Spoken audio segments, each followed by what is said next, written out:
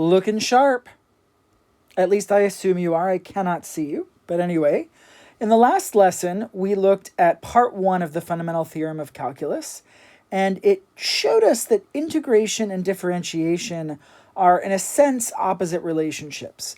Basically, if we started with a function f and we integrated for one of those area so far functions, we ended up with a function g, and if we differentiated that function, the result was effectively the same as the function we started with.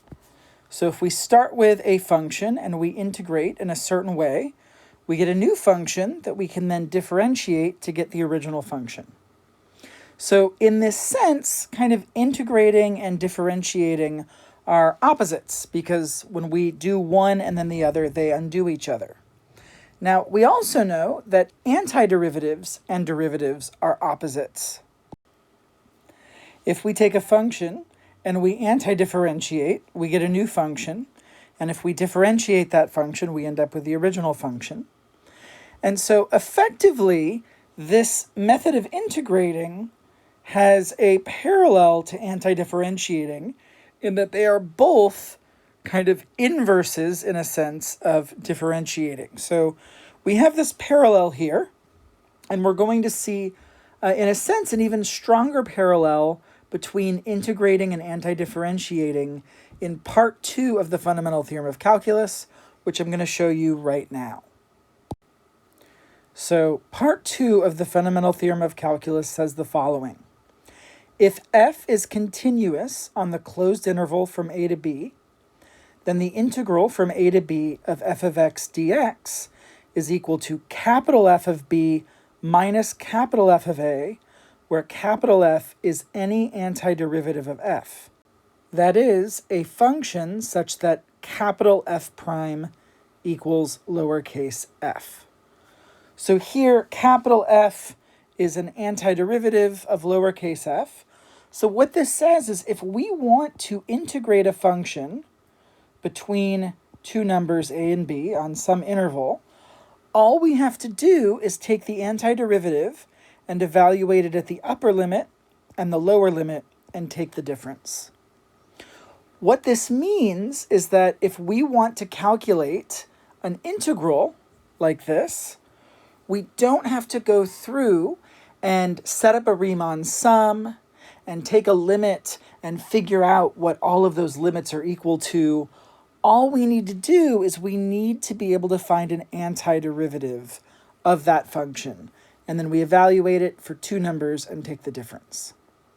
This is so key to doing integrals. It's why it's called the fundamental theorem of calculus.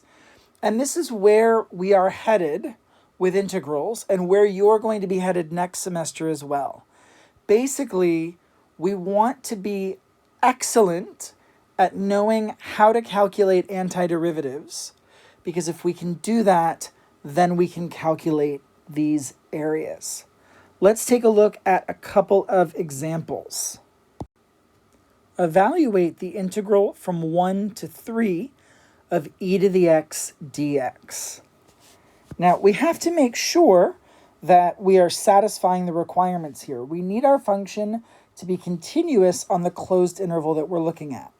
And it is true that e to the x is continuous between 1 and 3. In fact, it's continuous everywhere.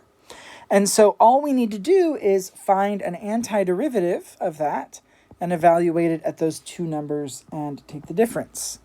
And so if we have our function f of x equals e to the x, we know that e to the x is its own derivative, and thus it's also its own antiderivative. So we could take capital F of x to be e to the x as well. And so all we need to do is evaluate that at the limits and take the difference. So we need to take capital F of 3 minus capital F of 1. But capital F is e to the x, so that's going to be e cubed minus e to the first. And that's just going to be e cubed minus e. So the value of that integral is simply e cubed minus e. We don't need to go through and set up subintervals and figure out what those endpoints are and write it all as a limit and deal with sigma notation and all of that stuff. It's so much simpler with the fundamental theorem of calculus, so long as we can find an antiderivative. Now, I chose e to the x as an antiderivative, but remember, when we have an antiderivative, we usually write plus c. We usually have a constant term because we know that it's possible that there's a constant term there. But here's the thing. If we chose slightly differently, if, for example, we chose our antiderivative to be e to the x plus 7, we end up getting the same answer in the end, because remember, we had to take the difference of the function evaluated at those limits. So we would look at f of 3 minus f of 1, and f of 3 is e cubed plus 7, and f of 1 is e to the first plus 7 in this case. And so we've got e cubed plus 7, and when we distribute the subtraction, that's going to be minus e to the first is the same as e, and then minus 7. And you can see that those constant terms end up canceling. 7 minus 7 is 0, and we still get e cubed minus e, which is the same answer. So in a situation like this, we're allowed to take any antiderivative, so we don't have to worry about a constant term or anything like that. It's usually easiest to just let that constant term be 0, so you've got one less term to deal with, and that's how we do it. It's pretty simple if we know how to take the antiderivative. Let's do another example. Let's evaluate the integral from 3 to 6 of dx over x. Now, this is just another way of writing the integral from 3 to 6 of 1 over x dx. Doesn't matter if the dx is in the numerator or out front. And so what we need to do here is we need to check that this satisfies the requirements for the fundamental theorem of calculus. Is our function 1 over x continuous on the closed interval from 3 to 6? And sure enough it is. The only place where this function is not continuous is at 0, because it's undefined there. And we're not looking at 0, so we're all good. So what we need to do is we need to look at our function, f of x equals 1 over x, and we need an antiderivative of that. Now, you should know the antiderivative of 1 over x. It is ln of the absolute value of x.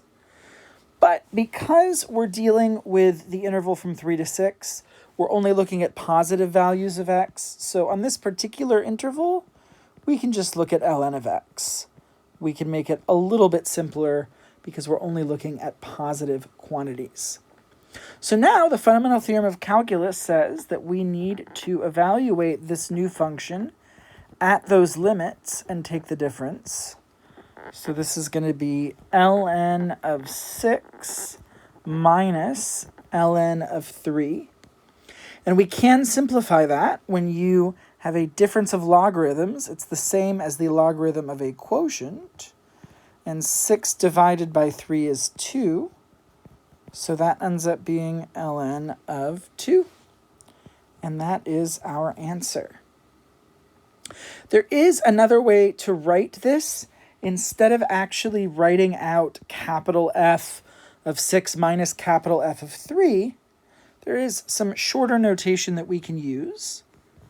We can say that the integral from 3 to 6 of 1 over x dx is equal to ln of x, and then we've got kind of the right-hand side of a bracket. We're going to put a 3 below and a 6 above. And what this notation means is that we are evaluating this expression at 6 and then at 3, and we take the difference. So this is just a shorter way of writing ln of 6 minus ln of 3, which we already saw is ln of 2. Okay?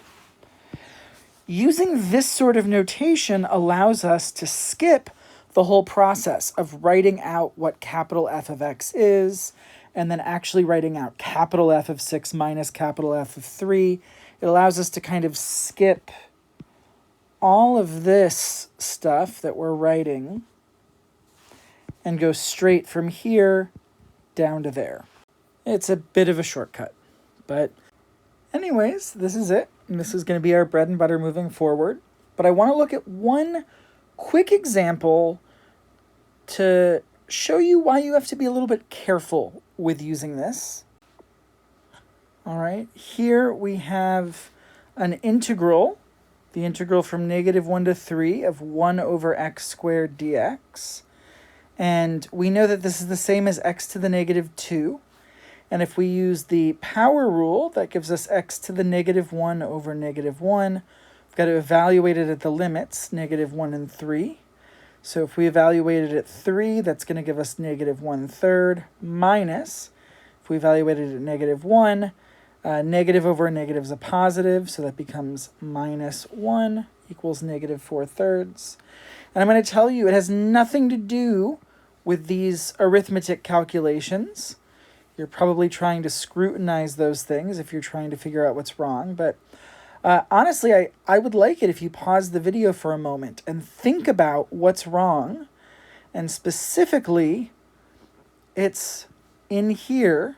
It's in our use of the fundamental theorem of calculus. So pause the video for a moment and think about what went wrong or why something went wrong. Did you pause it? I don't believe all of you, but I believe some of you. The problem with this, first of all, you can see that the answer can't be negative because this is a function that is always positive.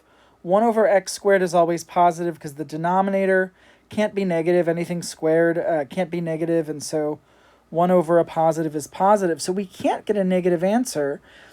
And the reason why this whole thing is wrong is because 1 over x squared is not a continuous function. At least it's not continuous at 0. And our interval includes 0. And so we're not able to use the fundamental theorem of calculus here because our function is not continuous on the interval from -1 to 3.